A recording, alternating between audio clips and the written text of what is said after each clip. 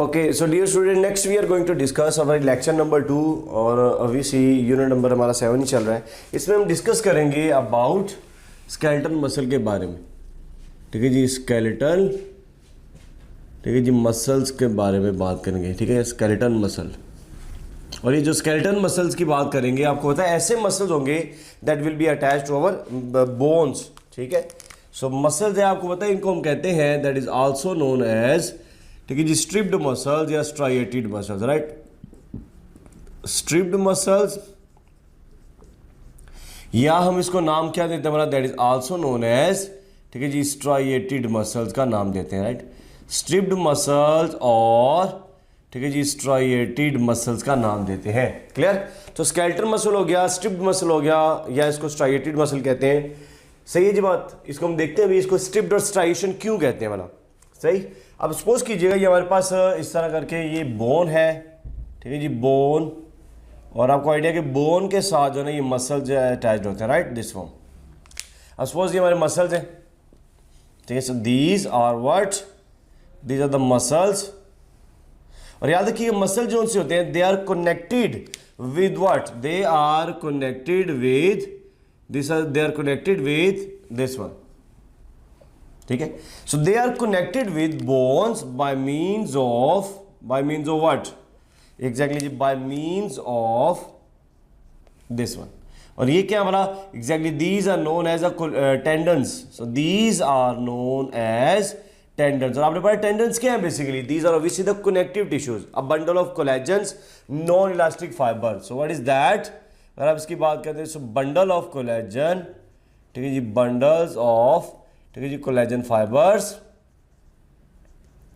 ठीक है जी, collagen fibres. And obviously आपने पढ़ा ये नॉन इलास्टिक होते हैं। सो दीज आर, ठीक है जी, non elastic in nature. Clear है बात भी। तो अब देखिए इस तरह करके हमारे पास ये मसल्स हैं। ओके, अब हम देखते हैं कि इसकी स्ट्रक्चर जो है वो किस तरह है। ठीक है, सारी की सारी स्ट्रक्चर,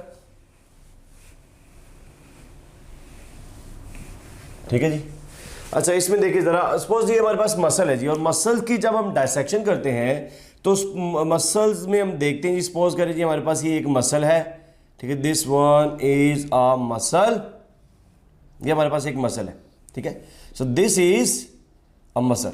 और याद रखिए हर मसल के अंदर ढेर सारे आपको क्या नजर आएंगे बोला, definitely you find a large number of muscle bundles are there. ठीक है, large number of what, muscle bundles are there.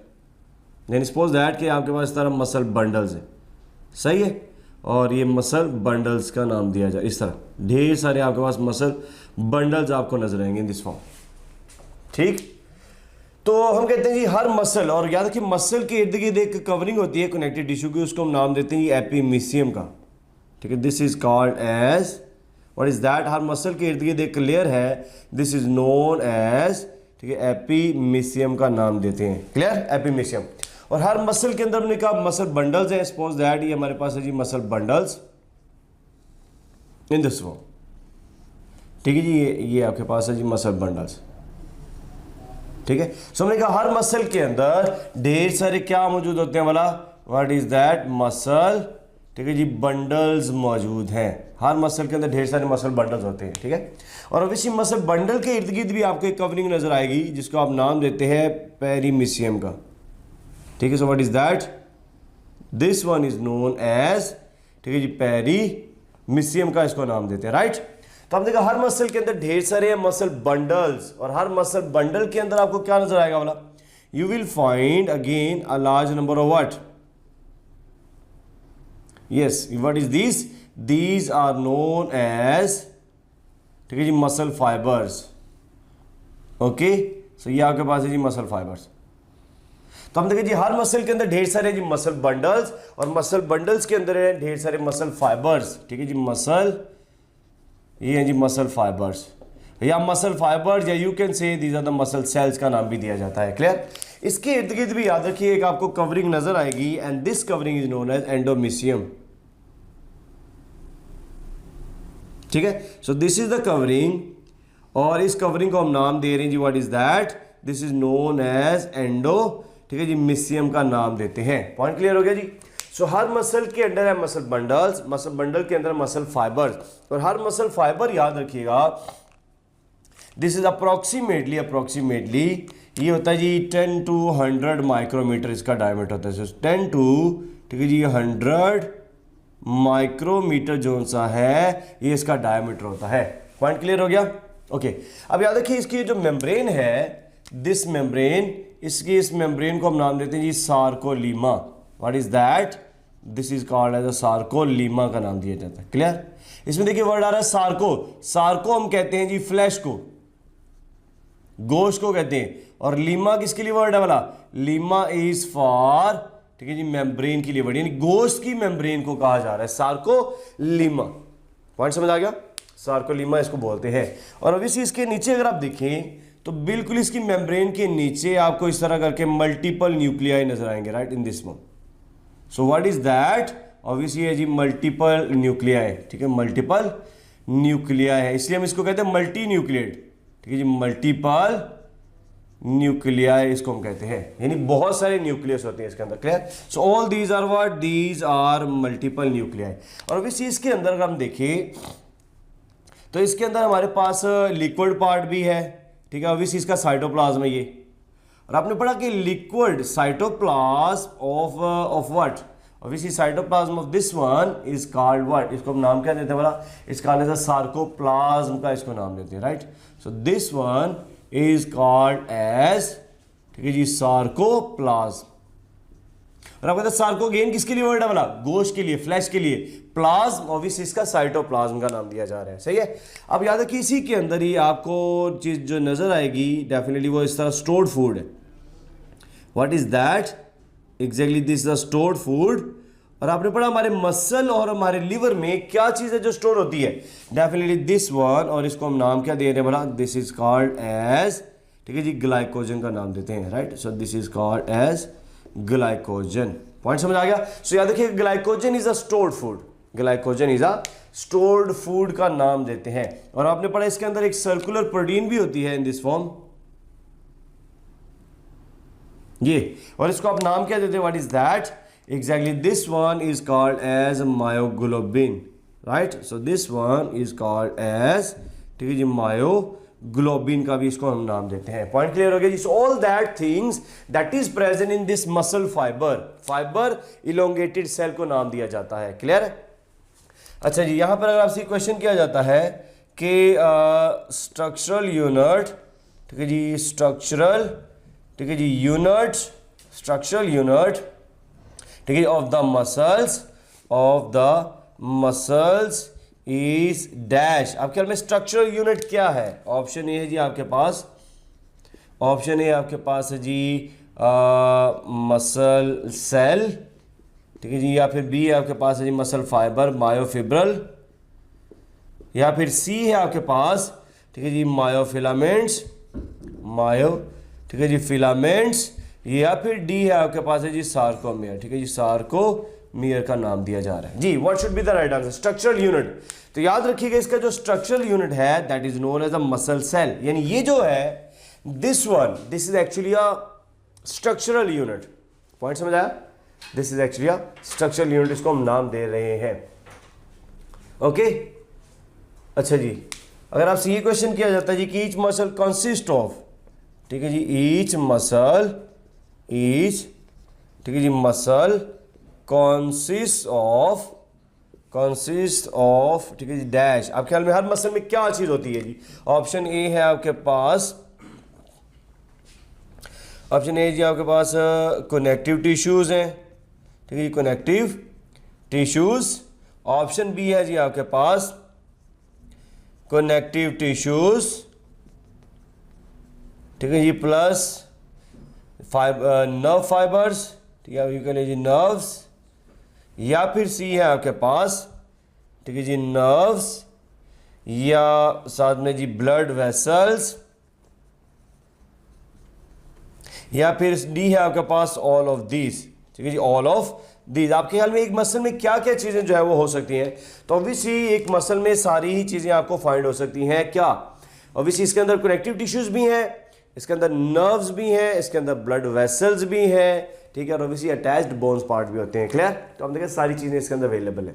खैर नहीं हो, अब देखिएगा ये हमने कहा हर मसल के अंदर मसल बंडल्स हैं, मसल बंडल के अंदर मसल फाइबर्स है, और मसल फाइबर के अंदर क्या चीज़ आ रहा है वाला, इसके अंदर आप देखिए तो मजीद आपको कुछ चीज़ें नजर आएंगी, and these are known as what, ठीक है जी, ये आप इसको नाम देते हैं, दैट इज नोन एज, ये जी आपके पास मायोफिब्रल इसको कहते हैं, right. So these are known as myo, ठीक है जी, फिब्रल्स का नाम दिया जाता है मायोफिब्रल्स, ठीक है।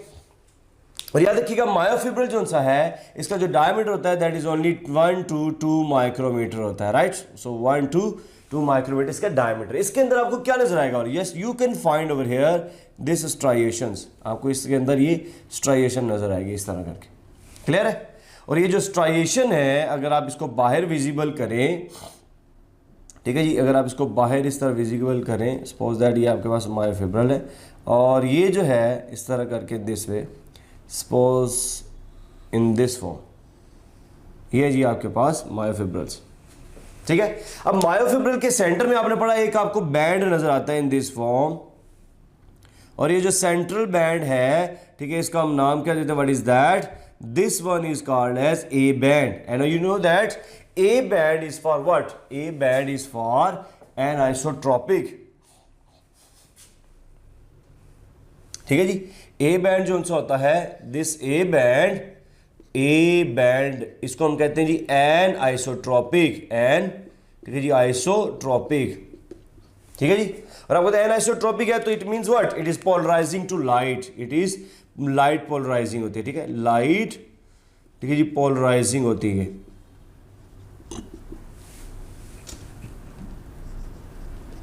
बात में ये नहीं, लाइट को पोलराइज कर सकती है, तो ये भी इंपॉर्टेंट है, एमसीक्यूज है, ठीक है, कि आपसे पूछा जाए कि A band is what, A band is light polarising है या नॉन पोलराइजिंग है, तो इनके भी पॉइंट्स को अच्छी तरह याद कीजिएगा, राइट। आपने पढ़ा कि ए बैंड के सेंटर में एक चीज होती है, ए बैंड की, उसको हम क्या कहते हैं वाला, this is called H zone, ये इसके सेंटर में, और ये जो सेंट्रल पार्ट है इसको हम नाम देते हैं जी एच जून का। और you know that H for what, obviously H for, H zone जो है दिस एच फॉर हेले, और helle mean bright, helle mean what, इसको हम ब्राइट का नाम दे रहे हैं। क्लियर है बात? और ऑब्वियसली इसके सेंटर में भी आपको एक चीज नजर आएगी, दिस वन, और आपको इसको हम क्या कहते हैं, this is called as M line, ठीक है। So this one is called as M line, और एम किसको कहते हैं वाला, मिड, और you know mid mean between, तो आप देख रहे हैं एच जून के बीच में एक लाइन है, उसका नाम दिया जा रहा है एम लाइन, सही है। अच्छा जी, फिर आपसे अब ये बात की जाती है कि आपको आइडिया है कि यहां से लेके ये जो बैंड है इसको हम नाम क्या देते हैं, what is that, I band, और इसको भी यहां से हम क्या बोलते हैं वाला, this is also called I band, right. I is for what, obviously I is for, ठीक है जी, I band is for what, isotropic, and you know isotropic mean ये नॉन पोलराइजिंग है, राइट, नॉन पोलराइजिंग लाइट, ठीक है। Iso का मतलब क्या होता है, आइसो मीन सेम है, ठीक है। तो आप देखें ये जैसे मतलब लाइट पास होगी तब भी सिमिलर था, अगर नहीं पास होगी तब भी वैसी शेप है। क्लियर? तो याद रखिए लाइट ये नॉन पोलराइजिंग है, ठीक है, आई बैंड, और आई बैंड के सेंटर में आपको क्या नजर आ रहा है वाला, ऑब्वियसली यू फाइंड, इसके सेंटर में आपको जो चीज नजर आ रही है दिस वे, ठीक है, ये क्या वाला, चलिए इसको डार्क कर लेते, इस तरह ये बैंड नजर आ रहा है, सही है, इस तरह करके। अगर आप ये बात करते हैं तो ये क्या वाला, that is known as a Z line, और ये भी जो है this is also called as a Z line. और आपने पढ़ा दो जी लाइन का ये जो दरमियानी डिस्टेंस होता है इसको आप नाम क्या देते हैं वाला, exactly this one is called as a sarcomere, ठीक है जी, सार्कोमेयर का नाम देते हैं, ये है सार्कोमेयर। और इसमें जो जी वर्ड है, Z is for what, obviously Z is for, Z line is for Zwish, और आपको पता है Zwish का अगेन मतलब क्या वाला, बिटवीन ही है, सही है, यानी आई बैंड के बीच में है Z लाइन, और दो Z लाइन का दरमियानी डिस्टेंस हमारे पास क्या है, सार्कोमेयर है। तो अगर आपसे ये क्वेश्चन किया जाता है कि फंक्शनल यूनिट क्या है मसल का, ठीक है जी, फंक्शनल यूनिट ऑफ, ठीक है जी, मसल इज डैश, अब ख्याल में फंक्शनल यूनिट क्या है, अब तो डेफिनेटली बात है जी, इसका जो फंक्शनल यूनिट है वो हमारे पास है जी what, that is obviously sarcomere, ठीक है जी, sarcomere is the functional unit. Point clear हो गया जी। So sarcomere is a main functional unit है जो हम डिस्क्राइब कर रहे हैं। Is that okay? तो ये हमारे पास है जी इसके अंदर एक कंप्लीट पिक्चर ऑफ स्ट्राइएशंस की, ठीक है। और आपने पढ़ा अब क्या है, इसलिए आप देख रहे हैं स्ट्राइएशन तो इसलिए नाम क्या देते हैं, स्ट्रिप्ड मसल या स्ट्राइएटेड मसल्स है। लेकिन अभी भी याद रखिएगा ये जो स्ट्रिप्ड और स्ट्राइएशन है ये लाइनिंग्स की वजह से इससे ज़्यादा आपको क्या नज़र आ रहा है वाला, इससे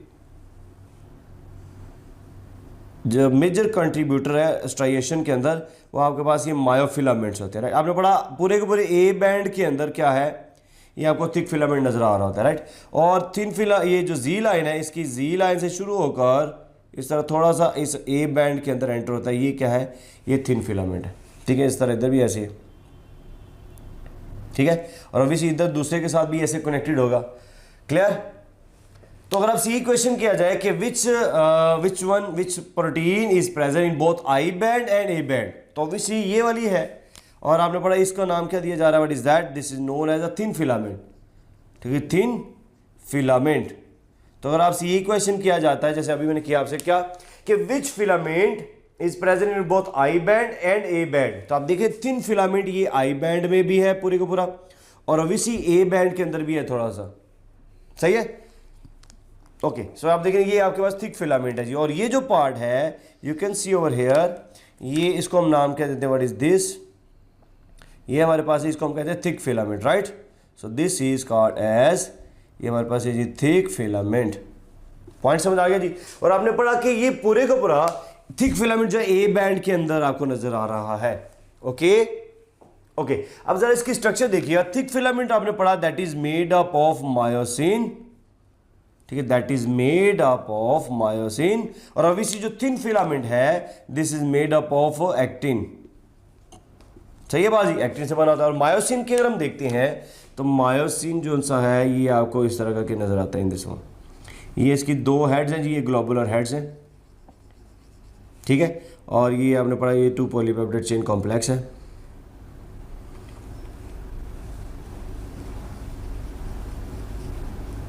ठीक है जी। इसके ये क्या बोला, ये इसके ग्लोबुलर हेड्स कहला रहे हैं, what is that, these are, ठीक है जी, ग्लोबुलर हेड्स, ठीक है। और याद रखिए इसकी जो टेल्स हैं ये वाली दैट इज ओवरऑल याद रखिएगा ये क्या होती है वाला, ओवरऑल ये जो है फाइब्रस प्रोटीन है, overall this is a fibrous protein. लेकिन इसके ये जो हेड्स है अभी हमने इसको क्या बोला वाला, इसका ग्लोबुलर हेड्स, मतलब ये ग्लोबुलर है और ये सारी फाइब्रस प्रोटीन है। तो ये भी इंपॉर्टेंट है, आपसे एमसीक्यू पूछा जा सकता था कि myosin tails are of dash structural protein, ठीक है। तो कौन सी वाला, फाइब्रस प्रोटीन आ जाती है, ओके। और आपको फाइब्रस प्रोटीन के अंदर जो चीज इंपॉर्टेंट है वो होती है जी सेकेंडरी स्ट्रक्चर, ठीक है। तो आपने देखा इसके अंदर कौन सी स्ट्रक्चर इंपॉर्टेंट है, सेकेंडरी स्ट्रक्चर ऑफ प्रोटीन। और ग्लोबुलर हेड्स में कौन सी स्ट्रक्चर इंपॉर्टेंट होगी वाला, definitely that is having a tertiary structure इसके अंदर इंपॉर्टेंट है। पॉइंट क्लियर हो गया। अब इसी के अंदर अब आपसे क्वेश्चन किया जाता है कि पॉलीपेप्टाइड मायोसिन कंसिस्ट ऑफ, ठीक है जी, मायोसिन, ठीक है जी, मायोसिन, ठीक है जी, कंसिस्ट ऑफ डैश, ठीक है जी, पॉलीपेप्टाइड चेन्स, ठीक है जी, पॉलीपेप्टाइड चेन। आपके ख्याल में इसमें कितनी चेन्स होती हैं जी, ऑप्शन ए है आपके पास, ठीक है 2 है, या फिर बी आपके पास है जी 4 है, या फिर सी आपके 6 है, या फिर 8 है। कितनी पॉलीपेप्टाइड चेन्स हो सकती हैं, तो याद रखिएगा जी इसके अंदर जो टोटल पॉलीपेप्टाइड चेन है वो टोटल 6 होती हैं, ठीक है। इसके अंदर याद रखिएगा थिन पॉलीपेप्टाइड चेन्स होती हैं, यानी ये जो टेल्स हैं इनके अंदर सपोज दैट ये इस तरह का कि ये टेल है, ये थिन पॉलीपेप्टाइड चेन है, राइट। ये आपके पास जो मैं पॉलीपेप्टाइड चेन समझा रहा है, ये पॉलीपेप्टाइड चेन है, थिन पॉलीपेप्टाइड चेन है, ओके। और ये जो हेड्स हैं इसके अंदर एक हैवी पॉलीपेप्टाइड चेन होती है, ये हैवी पॉलीपेप्टाइड चेन है, और साथ में ही याद रखिए इसके अंदर भी ये थिन होती है, इसके अंदर भी एक हैवी पॉलीपेप्टाइड चेन है और साथ में ही ये थिन पॉलीपेप्टाइड चेन होती है। पॉइंट समझ आ गया। और अभी इसके अंदर भी ऐसे ही है जी, ये थिन पॉलीपेप्टाइड चेन इसके अंदर,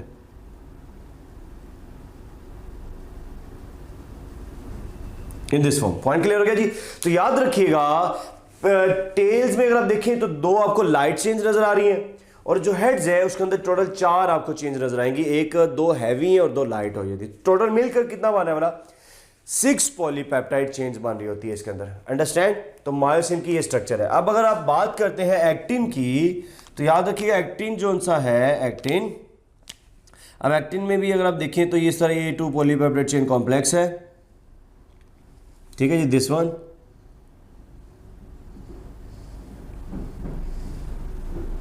ये आपके पास 2 पॉलीपेप्टाइड चेन कॉम्प्लेक्स है, राइट। और ये जो 2 पॉलीपेप्टाइड चेन कॉम्प्लेक्स है, याद रखिएगा इसकी भी ओवरऑल जो स्ट्रक्चर है वो क्या आपको नजर आ रही है, ओवरऑल जो स्ट्रक्चर है वो फाइब्रस ही होती है। ओवरऑल जो स्ट्रक्चर देखिए ना, इस तरह जो लंबे से बन जाते हैं उसका नाम क्या दिया था ना, फाइब्रस पार्ट। तो ओवरऑल इसमें भी फाइब्रस स्ट्रक्चर है। इट मींस ओवरऑल इसमें भी कौन सी प्रोटीन आ जाती है, definitely it is a fibrous अगर है तो ओवरऑल कौन सी स्ट्रक्चर इसके अंदर इंपॉर्टेंट होगी, डेफिनेटली इसके अंदर सेकेंडरी स्ट्रक्चर इंपॉर्टेंट है, ठीक है जी, सेकेंडरी, ठीक है जी, स्ट्रक्चर इंपॉर्टेंट होती है। Is that okay.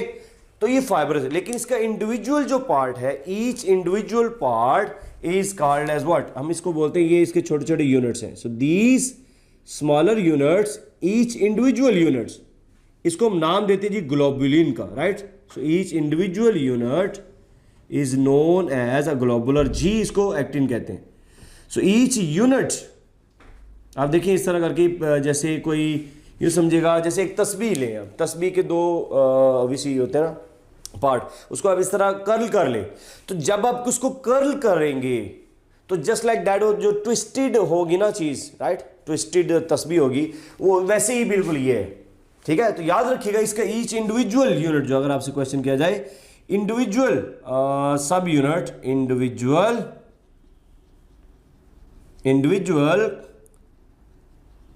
ठीक है जी, सब यूनिट जो होता है, इंडिविजुअल सब यूनिट, याद रखिएगा वो ग्लोबुलर होता है, ठीक है। This is called as what, ये है जी ग्लोबुलर, उसको हम कहते हैं जी एक्टिन, ठीक है, जी एक्टिन का नाम देते हैं। सो what is a G actin, G actin mean globular. अब अगेन देखिएगा, ईच इंडिविजुअल सब यूनिट के अंदर, आप अगर आप सी क्वेश्चन के ईच इंडिविजुअल सब unit which structure is important, तो अभी चूंकि ग्लोबुलर है तो ग्लोबुलर में क्या इंपॉर्टेंट होती है, डेफिनेटली ग्लोबुलर के अंदर जो चीज़ इंपॉर्टेंट है ग्लोबुलर में, वो है हमारे पास, व्हाट इज दैट, ऑब्वियसली वो हमारे पास होती है जिसका नाम देते हैं टर्शरी स्ट्रक्चर, ठीक है जी, टर्शरी स्ट्रक्चर इसके अंदर इंपॉर्टेंट है। पॉइंट क्लियर हो गया जी। तो आप देखिए इस तरह करके सूरत हाल आते हैं। अब आपने पढ़ा कि इसके ऊपर क्या मौजूद होती है, definitely they have the binding sides, ठीक है, they have what, they have binding sides, okay जी। तो आप देखें इस तरह करके बाइंडिंग साइड्स हैं, ये बाइंडिंग साइड्स हैं, ठीक है जी, और ये बाइंडिंग साइड्स हैं, ये भी बाइंडिंग साइड्स है, सपोज दैट। अच्छा, ये जो साइड्स है अभी हमने नाम दिया है, what is that, so these are known as, इनको हम नाम देते हैं जी बाइंडिंग,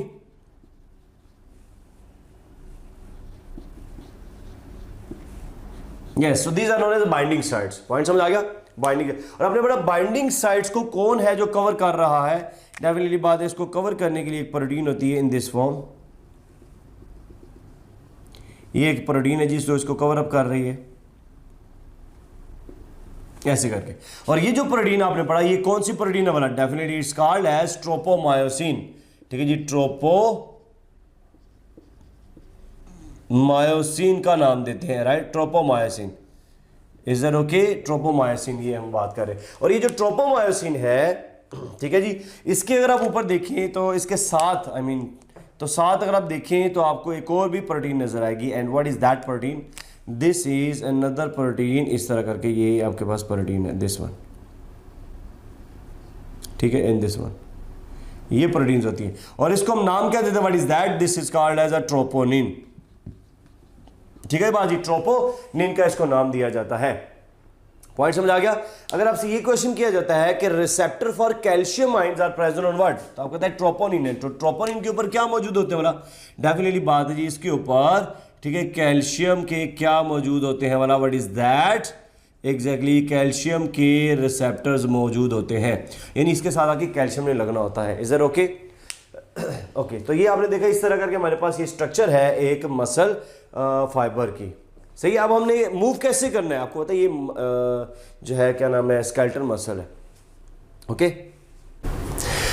तो याद रखिएगा ये जो ट्रोपोमायोसिन है और जो ट्रोपोनिन है, ऑब्वियसली इसमें हमारे पास जो ट्रोपोमायोसिन है इसकी भी ज़रा देख ले क्या कौन सी ये स्ट्रक्चर है। तो याद रखिए this one is also a fibrous protein, ये भी फाइब्रस प्रोटीन, और अगेन फाइब्रस प्रोटीन है तो इट मींस कि इसके अंदर भी कौन सी स्ट्रक्चर इंपॉर्टेंट होगी बोला, अगेन सेकेंडरी स्ट्रक्चर। और याद रखिएगा ये जो ट्रोपोनिन है, troponin this is actually a 3 polypeptide complex, this is again a 3, ठीक है जी, पॉलीपेप्टाइड कॉम्प्लेक्स होता है ये, ठीक है, 3 पॉलीपेप्टाइड कॉम्प्लेक्स। और याद रखिए ये एक ग्लोबुलर शेप के अंदर होती है, right, this one is a globular protein.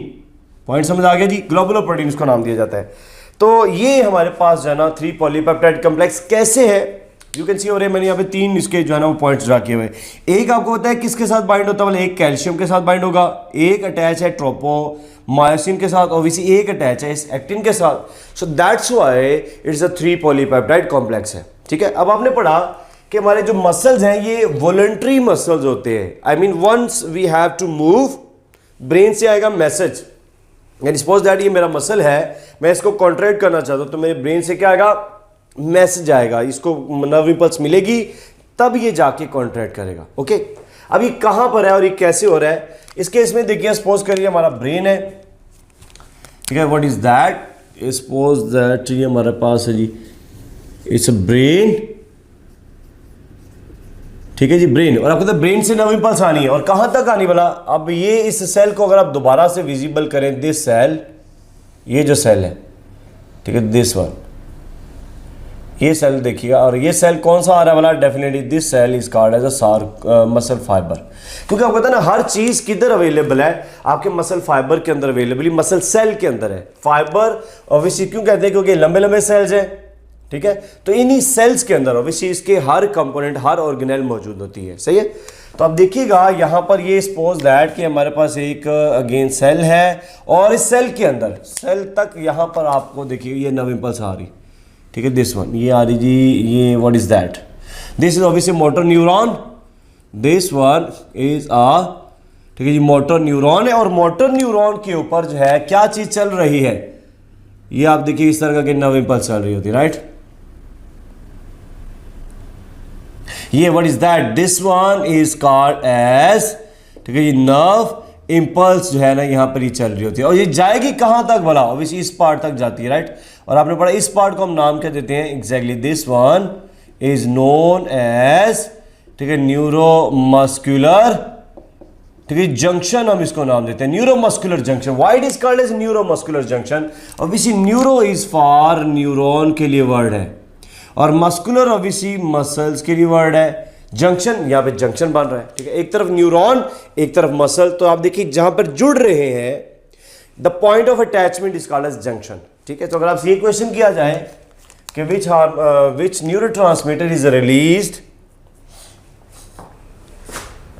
ठीक है जी, which neurotransmitter is released at neuromuscular junction, यहां पर कौन सा, चलिए इस तरह कर लेते हैं, एक साइनेप्स बन रहा होता है, right. So this is what a synapse, ये आप देखिए साइनेप्स बन रहा है, ठीक है, a small microscopic gap between what, between axon terminal of one neuron and muscle cell of other part, right.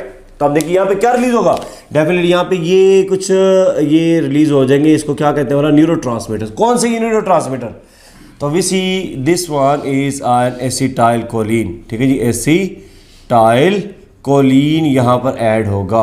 Point समझ आया जी, आपने पढ़ा acetyl choline is the only neurotransmitter that lies outside the CNS. तो आप देखिए outside the CNS है, clear है, और कहां पर आ रहा है वाला, एट न्यूरोमस्कुलर जंक्शन में आ रहा होता है। पॉइंट समझ आ गया, ये इंपॉर्टेंट एमसीक्यूज इसके अंदर है, ठीक है जी, acetyl choline, this one acetyl choline, ये इंपॉर्टेंट एमसीक्यू, ठीक है। एंड कौन सा ऐसे न्यूरोट्रांसमीटर जो न्यूरोमस्कुलर में रिलीज होता है, तो ऑब्वियसली दिस वन है, ठीक है। अब आपको पता है यहाँ पर ये नर्व इंपल्स जो है ये इसके ऊपर चलना शुरू हो जाती है, ठीक है, दिस वन, और ये अंदर से इसकी जो मेम्ब्रेन है ये अंदर की तरफ पेनिट्रेट होती है, दिस वन, ठीक है, और ये पार्ट क्या कहला रहा है, obviously this part is called as a T tubule, इसको हम बोलते हैं, right. So this is called as T tubule का नाम दिया जाता है, और आपको पता है ढेर सारी टी ट्यूब्यूल्स मिलकर वो क्या बना रही होती है बोला, exactly that is going to form, ठीक है, ये टी सिस्टम को डेवलप कर रही होती हैं। पॉइंट समझ आ गया जी,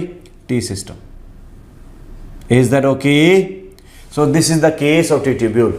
ठीक है, अगर आपसे ये क्वेश्चन किया जाता है जी कि एसिटाइल कोलिन, ठीक है जी, एसिटाइल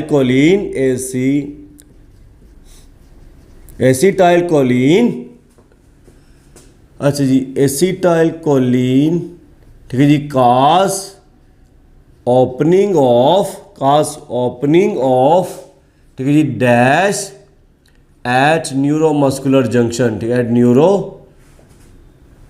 न्यूरोमस्कुलर जंक्शन जी। जब ये एसिटाइल को रिलीज होता है तो आपके ख्याल में क्या चीज़ है जो ओपन हो जाती है? ऑप्शन ए जी आपके पास, ठीक है जी, सोडियम के गेट्स, ऑप्शन बी है आपके पास पोटाशियम के गेट्स, सी है आपके पास जी सोडियम, ठीक है जी, पोटाशियम दोनों के गेट्स, या फिर डी है आपके पास है जी सोडियम, ठीक है जी, पोटाशियम पंप्स हम इसको नाम देते हैं जी। What should be the right answer ji?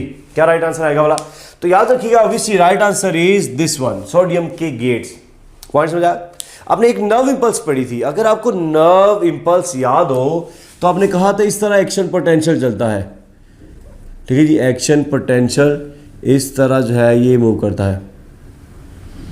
Remember that, इस तरह आपने पढ़ा होगा, ये और ये इस तरह करके ये है डीपोलराइजेशन। रिमेंबर, ये डीपोलराइजेशन आपने पढ़ा होगा कि ये सा जो है this is called as a resting membrane potential, और आपने पढ़ा ये एक्शन पोटेंशियल है, यहाँ पे इसको नाम क्या दिया था हमारा? डीपोलराइजेशन का। और आप पढ़ते थे कि यहाँ पर क्या ओपन होता है? सोडियम के आयंस, क्योंकि यहाँ से नर्व इंपल्स पास होना शुरू होती है। उसी तरह जब इसके ऊपर नर्व इंपल्स पास होगी तो डेफिनेटली बात है यहाँ पर भी क्या ओपन होगा वाला? सोडियम के गेट्स ओपन हो जाएंगे, सो दैट इसके ऊपर एक्शन पोटेंशियल मूव करे। पॉइंट समझाया? तो यहां से एक्शन पोटेंशियल याद रखिए, ये मेम्ब्रेन के अंदर आया था, इसके अंदर, इसका मतलब एक्शन पोटेंशियल कहां चल रहा है? टी ट्यूब्यूल के अंदर चल रहा होता है। सही है, एक्शन पोटेंशियल कहां चल रहा है वाला? In this T tubule. और अभी इसके साथ क्या अटैच्ड है वाला? What is that? Now this is attached with, ठीक है जी, एंडोप्लाज्मिक, यस ई आर है, एंडोप्लाज्मिक रेटिक्यूलम है, जिसको हम नाम क्या देते हैं बोला? एस आर का, दैट इज सार्कोप्लाज्मिक रेटिक्यूलम है ये endoplasmic reticulum. But because that is present in the muscles, इसीलिए याद रखिएगा हम इसको क्या बोलते हैं? Sarcoplasmic reticulum. और ये कैसा है बोला? ये आर की तरह का, एस की तरह का है। तो आपने पढ़ा it is just like S E R because it divides of ribosome. आपने पढ़ा इसके पास राइबोसोम नहीं होते। पॉइंट समझ आ गया? ओके, तो याद देखिए इसके अंदर क्या मौजूद है बोला? यस, इसके अंदर है जी ये कैल्शियम के आयंस मौजूद होते हैं। ठीक है, अच्छा इधर भी ऐसे ही है जी, यहाँ पर भी सार्कोप्लाज्मिक, ये यू कैन सी ओवर है, ये रेटिकुलम मौजूद है, राइट। और इसके अंदर भी आपको क्या नजर आ रहा है वाला? Definitely you will find the calcium ions. अब एक ये सार्कोप्लाज्मिक रेटिकुलम ये है, एक टी ट्यूब्यूल ये है, और एक सार्कोप्लाज्मिक रेटिकुलम, ये तीनों को मिलाकर हम क्या बोलते हैं बोला? Exactly 3 of them are called as a triad. ठीक है, इसको नाम दिया था ट्राइएड का। ओके, अब याद रखिए जैसे ही एक्शन पोटेंशियल इनको मिलता है, ठीक है, ऑब्वियसली इसको मिला और ऑब्वियसली इसको मिलेगा, तो यहां से इसके जो कैल्शियम के जो गेट्स होते हैं, सपोज दैट ये कैल्शियम के गेट्स है, राइट, कैल्शियम के gates, all these are what? Calcium, ये जी गेट्स हैं। तो कैल्शियम के गेट्स जो हैं ये ओपन हो जाते हैं, और ऑब्वियसली जैसे ही ओपन होंगे यहां से क्या निकल आएगा वाला? ये आप देखिएगा यहां से निकल आया, व्हाट इज दैट? आप देख लीजिए यहाँ से क्या निकला के आ रहा है? दैट इज ऑब्वियसली कैल्शियम के आयंस। और ये जैसे ही कैल्शियम के आयंस निकलेंगे definitely they will attach on this part, ये आप देखें इस पार्ट के साथ जाके अटैच हो जाएंगे। ठीक है, इसलिए हमने कहा कि receptors for the calcium ions are present on what? Troponin के साथ अटैच होते हैं। पॉइंट समझ आया? तो आप देखिए इस तरह करके ये कैल्शियम जो आयंस है ये रिलीज हो रहे होते हैं। Is that okay? अगर आपसे ये क्वेश्चन क्या आता है कि कैल्शियम गेट्स, ठीक है जी, कैल्शियम गेट्स, ठीक है जी, कैल्शियम गेट्स आर, ठीक है, डैश ऑपरेटेड इन SER। आप ख्याल में कैल्शियम जो है ये कैसे ऑपरेट हो रहे हैं वाला? ऑप्शन ए जी, क्या ये स्टिमुलस ऑपरेटेड है, या फिर बी है आपके पास, क्या ये वोल्टेज ऑपरेटेड है, या फिर सी है आपके पास, क्या ये इम्पल्स ऑपरेटेड है, ठीक है जी, या फिर डी है आपके पास, क्या ये करंट ऑपरेटेड है? जी, what should be the right answer? कैसे है जी ऑपरेटेड? तो ऑब्वियसली इसका राइट आंसर आपके पास वोल्टेज ऑपरेटेड होते हैं, क्योंकि एक बात आपने पढ़ी कि जो नर्व इंपल्स आ रही होती है, ये देखो ना, ये जो नर्व इंपल्स आ रही होती है इसको आप किस में मेजर करते हो? जैसे इधर आपने पढ़ा रेस्टिंग मेम्ब्रेन पोटेंशियल है, इसका आप कितना मेजर करते हो? आप कहते हैं जी -70, ठीक है जी, मिली वोल्ट है, ठीक है जी, वोल्ट इज फॉर वोल्टेज, ऐसी बात है ना अभी, या -70 मिली वोल्ट या 0.07 वोल्ट, बात समझ आई? क्योंकि वोल्टेज में लेते हैं हम, ठीक है, वोल्टेज में, दैट्स वाई याद रखिएगा यहां पे जो नर्व इंपल्स आ रही है, ये एक्शन पोटेंशियल, ये जो कैल्शियम के गेट्स हैं, ये कैसे ओपन हो रहे हैं बड़ा? Because of the change in the voltage. जैसे नर्व इंपल्स आई, वोल्टेज चेंज हुआ, -70 से +50 में चला जाता है, जो आपने इधर पढ़ा था नर्व इंपल्स के अंदर, राइट? तो ये कैल्शियम के गेट्स ओपन हो जाते हैं और obviously calcium now get attach with this troponin, और जैसे ट्रोपोनिन एक्टिवेट होगा क्या होगा बोला? यहां से ऑब्वियसली ये ट्रोपोनिन इसको हटा देगा, ये देखिएगा ये हट गया, सही है। जैसे ट्रोपोमायोसिन हट जाएगी, नाउ क्या होगा बोला? डेफिनेटली बात है जी, ये ग्लोबुलर हेड जोन से है, ये नाउ गेट, हम कहते हैं कि binding side will exposed. Binding side क्या हो जाएंगे बोला? तो बाइंडिंग साइड जोन सी है ये हो जाएंगी जी एक्सपोज, एक्सपोज होगी। एक्सपोज का होता है नजर आना शुरू होगी है, कब? जब ऑब्वियसली कैल्शियम आयन इसके साथ लगा, इसने इसको हटा दिया, और जैसे ट्रोपोमायोसिन हट गई तो आपने देखा कि बाइंडिंग साइड एक्सपोज होगी। Once the binding side exposed, obviously globular head जो से ये इसके साथ अटैच हो जाएंगे, राइट, और इसको खींच लेंगे, सही है बात। और ऑब्वियसली जब मसल जो है हमारा कॉन्ट्रैक्शन में आ जाएगा यहाँ पर, राइट, इस तरह देखिए हमारा मसल कॉन्ट्रैक्शन में आ जाएगा। पॉइंट क्लियर हो गया? तो आप देखिए इस तरह हमारा जो मसल है ये कॉन्ट्रैक्ट करता है, ठीक है, बाइमिनोवर्ट। अब इस केस में होगा क्या बोला? इस केस में होगा ये कि आप देखिए ये जब इसको खींचेगा, राइट, तो ये थिन फिलामेंट जो है ये इसके ऊपर स्लाइड पास करेगा। ये देखिएगा इस तरह कि ये सपोज दैट ये जो आप देखिए ये था मायोसिन, और इसके यूं समझिए हेड जो है ये इसके साथ जाके अटैच ऐसे करके इन दिस वे, ठीक है।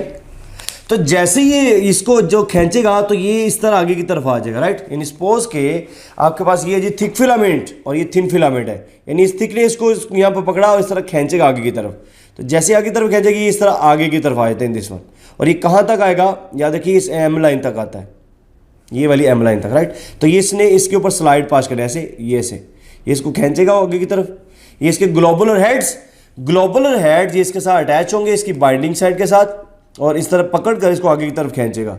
और जैसे ही आगे की तरफ खींचेगा तो आप देखिएगा कि ये इस तरह आगे की तरफ मूव करता है, ये ठीक है, और ये यानी ये थिक फिलामेंट उधर का उधर ही है, ठीक है, और ये इस तरह इसको पकड़ के आगे की तरफ खींच रहा है, और ये इस तरह आगे की तरफ चला, ये और फिर वापस, ये और फिर वापस। तो हम ये कहते हैं कि thin filament slide pass the thick one. बात समझ में? थिक फिलामेंट, ये जो थिन फिलामेंट है ये इसके ऊपर स्लाइड पास कर रहा है, इसलिए इसको कहते हैं स्लाइडिंग फिलामेंट मॉडल। पॉइंट समझ आ गया? So this is according to what? All that is according to, ठीक है जी, स्लाइडिंग फिलामेंट, ठीक है जी, मॉडल का नाम दिया जा रहा है, ठीक है जी, स्लाइडिंग फिलामेंट मॉडल है। लेकिन इससे पहले देखिए एक क्वेश्चन है, और वो क्वेश्चन ये है कि कितने एटीपी जो है यूज हो रहे हैं, और एटीपी किस में यूज होता है? क्या ये कॉन्ट्रैक्शन में यूज होता है या ये डिटैचमेंट में यूज होता है? तो अगर आपसे ये क्वेश्चन किया जाए कि ATP used in dash process, ठीक है, एटीपी इज, ठीक है, यूज्ड इन डैश, ठीक है, phase of muscle contraction. Option A जी आपके पास कंट्रैक्शन में है, कंट्रैक्शन में, या फिर डी है आपके पास डिटैचमेंट के अंदर, यानी detachment of globular heads from the obviously binding side, या फिर डी है आपके पास in whole cycle, in contraction relaxation cycle, in contraction relaxation, ठीक है जी, साइकिल में है, या फिर डी है आपके पास during attachment of calcium, during attachment of calcium है। जी क्या राइट आंसर आएगा बोला? तो obviously right answer is this one, that is detachment. आपने पढ़ा कैल्शियम की जो यूज है, याद रखिए, वो डिटैचमेंट के काम आती है। ये देखिए डिटैचमेंट, सपोज कर मसल कॉन्ट्रैक्ट हो गया, इसकी डिटैचमेंट में क्या काम आ रहा है, एनर्जी यानी एटीपी यूज हो रहा होता है। इसलिए आपने देखा वो जो डेड बॉडी होती है, वो जहां पर मतलब वो डेड हो गया, मर गया, एक्सीडेंट हो गया, खुदा ना खास्ता जो भी है, तो उसकी बॉडी उधर ही कट जाती है। वाई? क्योंकि अब उसकी बॉडी में एनर्जी नहीं है। एनर्जी नहीं है तो क्रॉस ब्रिजेस को हटाने के लिए एटीपी अवेलेबल नहीं है। तो जब एटीपी नहीं है फॉर द डिटैचमेंट, तो वो मसल जहां पर फिक्स हुए थे वहीं पे अटैच हो जाते हैं। Is that clear? तो याद रखिएगा यहां पर क्या रिक्वायर्ड होता है वाला, यहां पर रिक्वायर्ड होता है एनर्जी। और वो एनर्जी कहां से एनर्जी आ रही है वाला, एनर्जी सोर्स। आपने देखा एनर्जी का जो सोर्स है, ठीक है, वो आपके पास क्या है बड़ा, एनर्जी का सोर्स। तो डेफिनेटली बात है एनर्जी का सोर्स एक नंबर पे तुम्हारे पास मेनली तौर पे है ग्लाइकोजन है, ठीक है जी। और अगर आपको in case of excess energy, अगर आपको एक्सेस नीड है एनर्जी की, ज्यादा एनर्जी चाहिए, तो आपको पता वो कौन देता है बोला, obviously that is phospho, it's a creatine, ठीक है जी। फास्फोक्रिएटिन प्रोटीन है, ये आपके मसल में पाई जाने वाली प्रोटीन है। मसल के अंदर प्रोटीन होती है। Once you need more energy, तो याद रखिए उस केस में इसको क्या बोला जाता है बोला, ये मसल फास्फोक्रिएटिन जो है ना प्रोटीन आपको रिक्वायर्ड होती है। पॉइंट समझ आ गया? ओके, तो हम देखा ग्लाइकोजन है, ऑब्वियसली आपको कैसे एनर्जी मिल रही है बोला, definitely by mean of aerobic respiration, ठीक है। ये एरोबिक, ठीक है, रेस्पिरेशन आपको जो ना मिल रही होती है, राइट, एरोबिक रेस्पिरेशन। और एनारोबिकली भी आपको होता है कुछ एनर्जी मिल सकती है, ठीक है, इन केस ऑफ अगर आप ज़्यादा कोई एक्सरसाइज कर रहे हैं या भाग रहे हैं, ठीक है, तो इन दैट केस आपको एनारोबिकली भी कुछ एनर्जी मिल सकती है, राइट। ओके जी, अब हमने ये देखना है कि मसल की कंट्रैक्शन कैसे हुई है। तो आपने देखा कि जैसे ही नर्व इंपल्स आई, नर्व इंपल्स आने से क्या हुआ बोला, कैल्शियम रिलीज हुआ, इसने ट्रोपोनिन को एक्टिवेट किया। ट्रोपोनिन ने किसको हटाया, ट्रोपोमायोसिन को। क्या चीज एक्सपोज होगी बोला, बाइंडिंग साइट एक्सपोज होगी। और जैसी बाइंडिंग साइट एक्सपोज होगी, इसने इसको खींच के कॉन्ट्रैक्ट कर देना है। इसको हम कहते हैं ऑल और नन प्रिंसिपल, ठीक है, कि जब नर्व इंपल्स आती है तो नर्व इंपल्स जितने भी मसल फाइबर्स को मिलती है, all that muscle fibres will contract. अगर करेंगे तो सारे के सारे मसल फाइबर करेंगे, अगर नहीं करेंगे तो कोई भी नहीं करेगा, ठीक है। इसको कहते हैं ऑल और नन प्रिंसिपल का नाम दिया जाता है। क्लियर है? ओके जी, अभी इसमें देखिएगा जरा स्लाइडिंग फिलामेंट मॉडल में क्या क्या चेंजेस आती हैं। यानी जब आप इसको, ये आपका ये जो है मायोसिन, इसने जब इसको खींचना है तो डेफिनेटली क्या होगा बोला, दो Z line will gets close together, ठीक है। अगर इसने इसको खींचा तो जाहिर सी बात है किसके जुड़ा हुआ है, जी लाइन के साथ, तो जी लाइन विल गेट्स क्लोज। और जैसे ही क्लोज आता है तो आपको पता है हमारा मसल जो है ना ये शेप के अंदर आ जाता है, इन दिस फॉर्म, ऐसे करके, राइट, ये ऐसे। यानी अगर इसी मसल को देखें आप तो आपको पता है ये स्ट्रेट है, और जब करेंगे तो ये क्या होगा वाला, इसकी शेप ऐसे हो जाती है, राइट, लार्जर वन। तो ये जो शेप है आप देखिएगा क्या है, ये वाली शेप कब अपीयर होती है, ड्यूरिंग मसल की कॉन्ट्रैक्शन के दौरान। बात समझ में आ गई? तो इसमें क्या क्या चेंजेस आ रही है, ऑब्वियसली नंबर एक जो चेंज आ रही है, आपने पढ़ा कि thin filament slide pass the thick one. So thin filament, ठीक है जी, slide past the thick filament, right, slide past the, ठीक है, thick filament.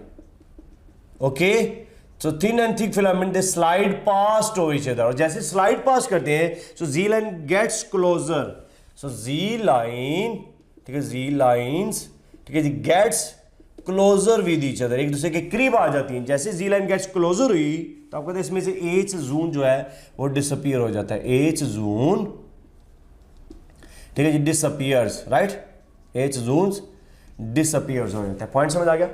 H zone will disappear. जैसे एच जोन डिसअपियर हुआ तो क्या होगा बोला, obviously Z line gets closer, H zone disappear. अगर आपसे क्वेश्चन किया जाए कि किस बैंड में, किस चीज में कोई भी चेंज नहीं आती, तो याद रखिए that is A band. So A band जो सा है नो चेंज, ठीक है, no change in what, obviously no change in A band. याद रखिएगा ए बैंड के अंदर कोई भी चेंज नहीं आती। Is it clear? तो इस तरह याद रखिएगा ये हमारे मसल्स की जो है ना ये मूवमेंट है, ये कंट्रैक्शन है। सही है? तो दिस वन, ये आपने पढ़ा कि जी पूरे मसल की हमारे पास क्या नाम है स्ट्रक्चर है और ये जो है ना इस तरह करके मूवमेंट हो रही होती है, राइट। अच्छा याद रखिए एक मायोसिन, सपोज करिए एक मायोसिन है, इसके सराउंडिंग में इस तरह करके ना 6 एक्टिन्स मौजूद होती हैं, ठीक है। सपोज करिए 6 हैं, ठीक है, वैसे तो 5 हैं लेकिन सपोज 6 हैं। तो इस तरह करके एक्टिन जो है ना ये इस मायोसिन के सराउंडिंग में इस तरह मौजूद होते हैं, ठीक है। आपकी लास्ट एक लाइन लिखी हुई है, तो इस तरह इसको टेरिटरी में इसको सराउंडिंग इसने किया होता है, क्लियर है। तो फिर इस तरह जो है ना मसल की कॉन्ट्रैक्शन पॉसिबल होती है। Definitely all that needs energy, और आपने देखा इसमें जो एनर्जी है वो डिटैचमेंट में यूज़ हो रही होती है, क्लियर। और नंबर ऑफ एटीपी कितने इसमें यूज़ हो रहे होते हैं, तो याद रखिएगा जो एटीपी जो यूज़ होते हैं, नंबर ऑफ एटीपी, ठीक है जी, वो जो यूज़ हो रहा है वो जस्ट एक एटीपी ही यूज़ होता है in this one, right. Only 1 ATP is used, ठीक है, फॉर द डिटैचमेंट के लिए। पॉइंट समझ आ गया? ओके, तो अच्छा जी, अगर आपसे ये क्वेश्चन किया जाता है, ठीक है जी, दिस वन, अच्छा जी, स्फीयर मसल पुल जो है, स्फीयर